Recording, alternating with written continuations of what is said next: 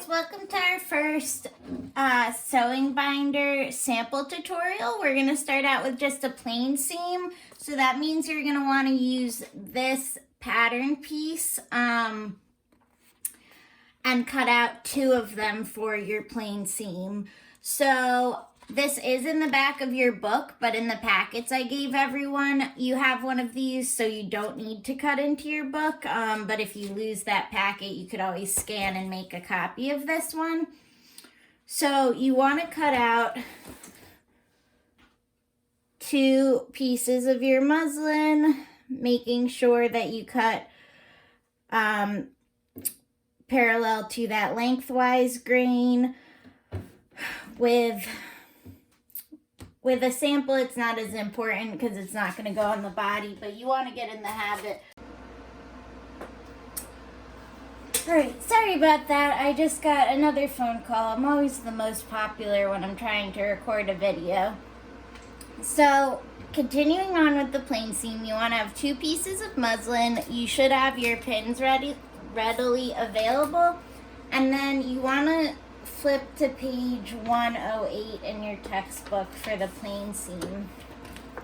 Right before that is 2 pages you want to read. I included this in your homework for the week, and that'll go over all the key terms you need to know. So, like I said, we're sewing a plain seam, and seams are created in the process of matching and sewing 2 or more pieces of fabric together to form a finished edge.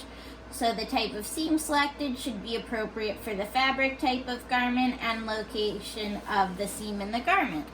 And you'll find this first seam we're sewing, a plain seam, is the most common seam used to sew 2 garment pieces together. So this is used for side seams of clothing, shoulder seams, style lines. A lot of sewists basically only know how to sew a plain seam, and you can get pretty far with that alone. For the plain seam, you want to also be familiar with seam allowance. I gave you guys an entire sheet on that, but in order to connect these, we need to have a little excess material on the side. So the seam allowance is the excess fabric needed to sew a seam, varying from 1/4 inch to 1 inch.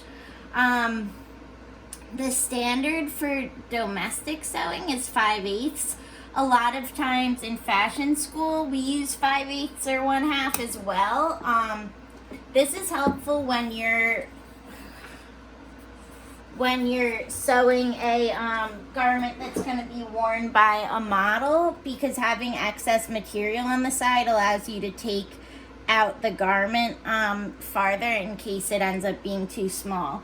But for now, we're going to go with the 5/8 seam allowance. In the industry, they'll usually use a smaller seam allowance because the extra fabric on the side is wasted material, and that adds up cost-wise for businesses. But for us, we're going to go with 5/8. So 5/8, if your needle is in the center, is going to be right where you have the 5-8 here, and that means that we're going to sew where the needle is, but have excess material to the edge here.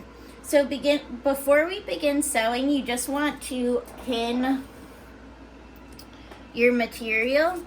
So you want to use these straight pins that you have in your kit, unless you have other pins at home. These are nice because they don't rust, but they can start to hurt your fingers after a while. So if you end up wanting to buy extra pins that have like a plastic ball on the top, you're more than welcome to. Some students like to pin parallel to the edge of the fabric. I prefer to pin, and I recommend you pin perpendicular to the edge like this, so that it's easy to take your pins out as you sew. I like to say that everybody has a different sewing personality, a different pinning personality.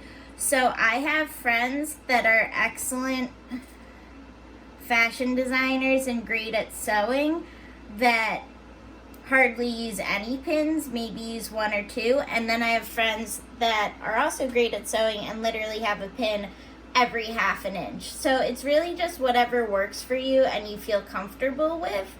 The whole point is just to keep the materials in place and together. If we're sewing these 2 pieces together, we want the 2 edges of our pattern pieces to be nice and even. So that's the point of the pins. Like I said, if you prefer to pin parallel to the edge, you can.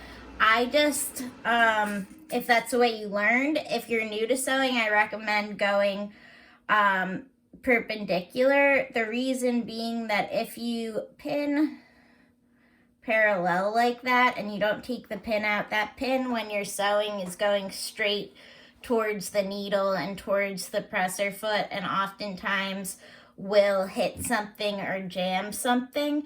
So this way, as you go, you can just pull those pins out from the side as you sew. You don't want to sew over pins.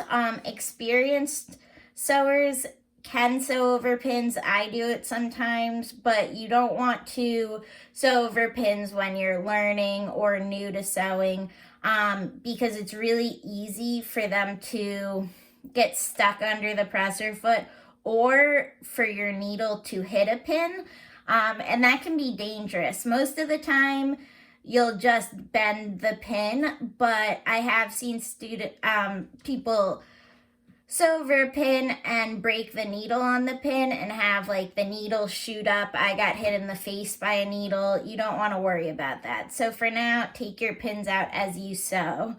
All right.